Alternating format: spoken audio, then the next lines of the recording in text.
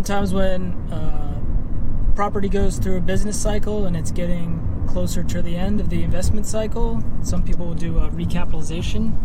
James, describe what a recapitalization is and what a general partner needs to do to execute one. So recapitalization is really looked at as sort of replacing the equity.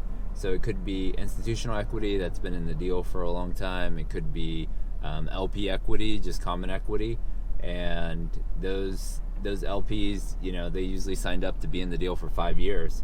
So let's say you bought a deal in 2017, 18, and you put either a bridge loan or a Fannie Freddie loan on it, and you've executed the business plan. Everyone can get, sort of 2x their money, and the general partner is like, well, we can sell the deal right now, but it might not be a great time to sell a deal right now to get sort of maximize the pricing, but it's maybe down 10-15% from where it was, but you're still 2xing your money.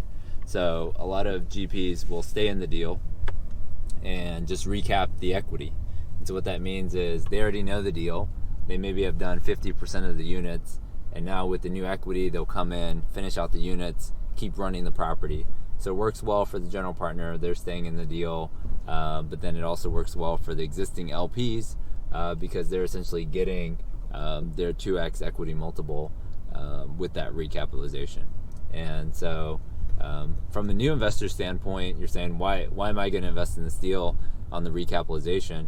The benefit is the general partner knows that deal inside and out. So they've cured all the deferred maintenance. They really just need to go in and finish out the interiors a lot of times, and then they'll be able to execute the business plan that they're looking for. So it sort of works all around, and sometimes it comes with new debt, sometimes it comes with just assuming the loan, maybe putting a supplemental on it if it's a Fannie Freddie loan.